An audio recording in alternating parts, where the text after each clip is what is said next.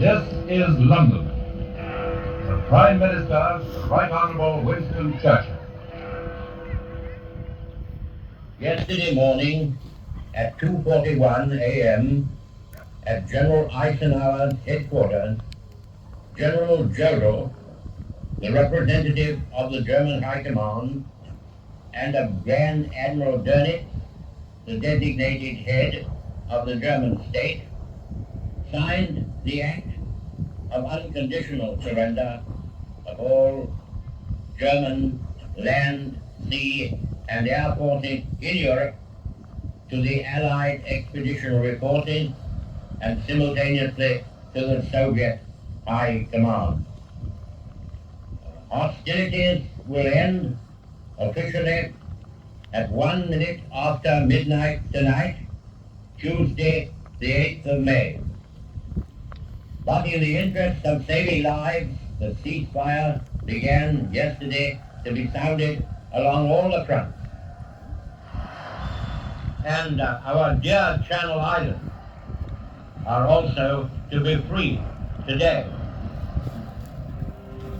The German war is therefore at an end. After years of intense preparation, Germany hurled herself on Poland at the beginning of September 1939.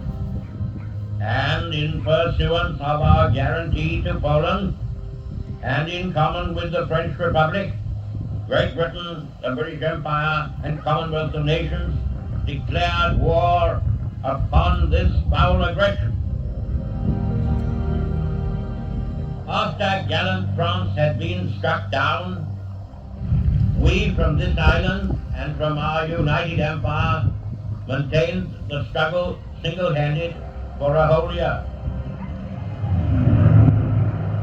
until we were joined by the military might of Soviet Russia and later by the overwhelming power and resources of the United States of America. Finally, almost the whole world was combined against the evildoers, who are now prostrate before us. Our gratitude to our splendid allies goes forth from all our hearts in this island and throughout the British Empire. We may allow ourselves a brief period of rejoicing, but let us not forget for a moment the toils and efforts that lie ahead. Japan remains unsubdued. We must now devote all our strength and resources to the completion of our tasks, both at home and abroad. Advance, Britannia! Long live the cause of freedom! God save the King! Ladies and gentlemen, if you can, please stand for the national anthem.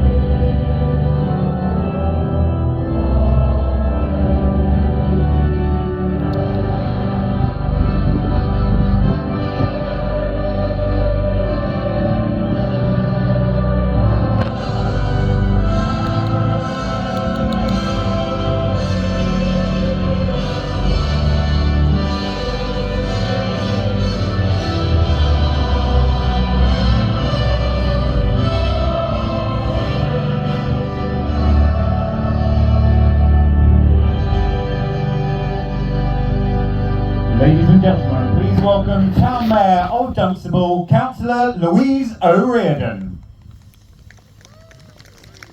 Good evening. Can you all hear me? Good evening, ladies and gentlemen. We gather here tonight on Dunstable Downs, the highest point in Bedfordshire, to commemorate the 80th anniversary of Victory in Europe Day. On this day in 1945, the guns fell silent across Europe, bringing an end to a conflict that had engulfed the continent and the world. In Dunstable, we remember the local heroes, those who served on the front lines and those who supported the war effort at home. Some of you may have seen that Elizabeth Pym has written this week about Dunstable's response to the official announcement, and I thank Elizabeth for the following details. They read as follows. There were, according to the Dunstable Borough Gazette, uproarious celebrations across the town. The church bells rang for the first time, and street gas lights, which had been dimly lit after the end of the blackout, could be brighter. Many people gathered outside the town hall where the embassy band played on the balcony. The town hall was invaded by a boarding party led by a sailor with a flag. Tony Woodhouse recalls that on VE night he sat on the entrance to the public air raid shelter near the town hall and watched people dancing in the street. Someone pushed a piano onto the crossroads on the corner of West Street. The town was full of people dancing and singing patriotic songs such as Rule Britannia. Una Basham remembers dancing the hokey cokey with her friends near the town hall. Paul Healy also remembers the crossroads being packed with people singing and dancing. It was as if everyone in the world had come to Dunstable. There were services of Thanksgiving in all the churches and chapels. Schools were closed until the end of the week, having been granted a holiday in celebration, and parties were held for children. There were sports organised in Bennett's Rec, and entertainers toured the town, performing at several of the parties. More pianos were pushed into many of the streets, and there was singing and dancing all over the town. In High Street North, the firemen hung an effigy of Hitler from the observation platform. But there were mixed emotions, however. Some local families had to wait to celebrate the homecoming of their loved ones. Many soldiers from the local Beds and Hearts Regiment had been captured during the battle for Singapore in 1942. Victory over Japan was not celebrated until later on the 15th of August. As celebrations were held, the full horror of the war had yet to come to light.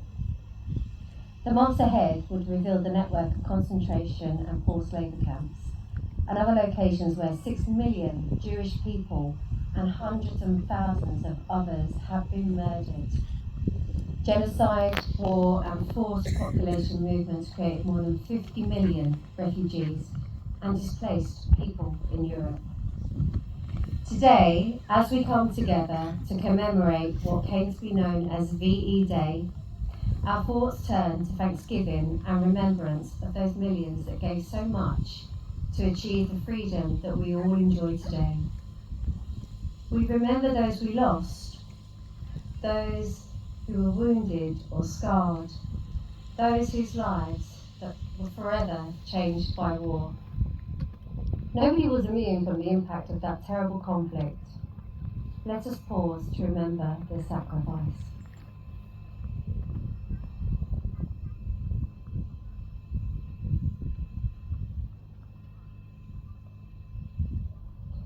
This evening, as the beacon's light pierces the night sky, let it serve as a symbol of hope and unity. Let it remind us of the importance of standing together in the face of adversity, just as our predecessors did 8 decades ago. Shortly, we will be lighting the beacon. We won't be doing it just yet. But when we do, we'll be joining others across the nation, and we'll be paying tribute to the courage, sacrifice and resilience of the generation who secured our freedom.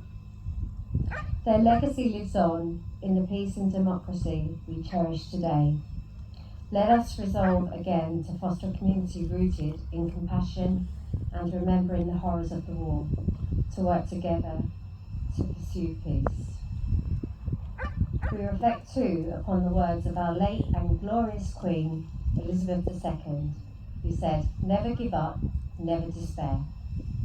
And so, we offer thanksgiving for the selflessness of those who gave up so much in order that future generations should enjoy the blessings of freedom, democracy, and peace. And we say, God save our King. Thank you. So now we will wait for just a few moments whilst we line up with the rest of the country and light the beacons here on our stunning setting of the Dunstable Downs. Following the beacon lighting this evening, we will join the country in song led by Colin Thackeray with "I Vow to Thee, My Country." For those of you who wish to join us in song, the lyrics can be found on the National Trust website on the Dunstable Downs page. We are now just 3 minutes away from the beacon lighting. Perfect time to find those lyrics and join us in song. Following "I Vow to Thee, My Country," we should also be singing "Rule Britannia, Hope and Glory," and "We'll Meet Again." Now, ladies and gentlemen, I will hand it over to Madam Mayor to lead us in a countdown to this evening's beacon lighting. Hi again. Oh, it's very windy up here. My eyes are really running, and I actually can't see any of you. But yeah, please do join me. We are going to do a countdown, so I hope you'll all count down with me from 10 down to 0 when I push the button and the beacon will light. So please join me, counting down from 10, 9, 8, 7, 6, 5, 4, 3, 2, 1.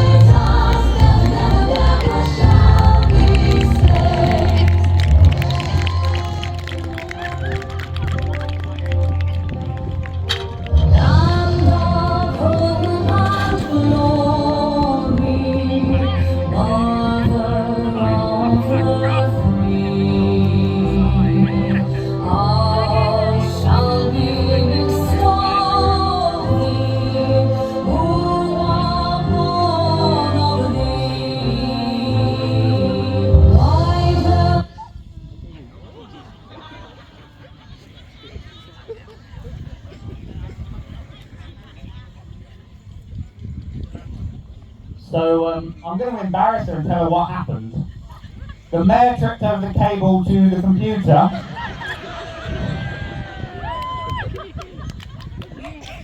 So we're going to have to do this one a cappella, folks. We're going to do We'll Meet Again. Are you ready? After 3. 1, 2, 3. We'll meet again.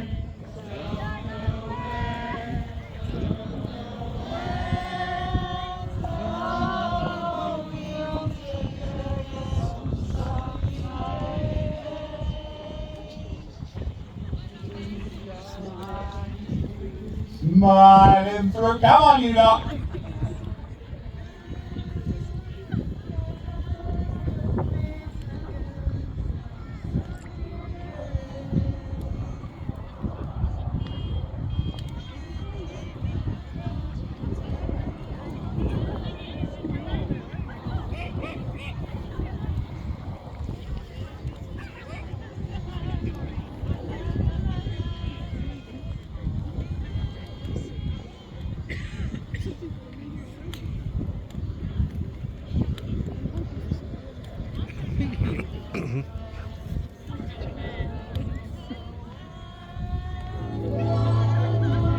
All together.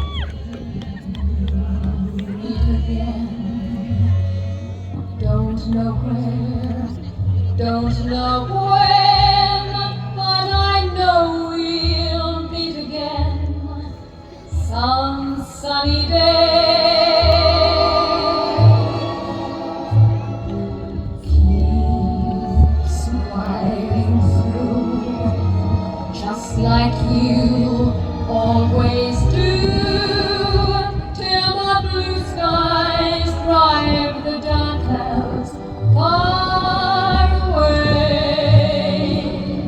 So will you please say hello to the folks that I know? Tell them I won't be long. They'll be happy to know that as you saw me go, I was singing this song.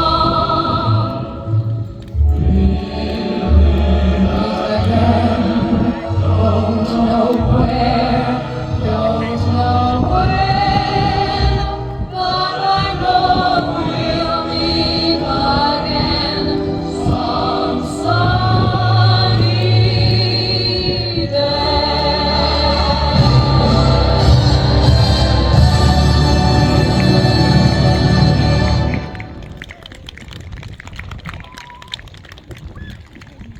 Well, there we go. Thank you so much for joining us for the beacon lighting to commemorate V-Day, 80 years here on the Dunstable Downs. As the beacon burns bright, we remember those lost in the tragic World War II. From all of us here at the National Trust, Dunstable Town Council, and all of our partners involved, thank you, and a very pleasant evening.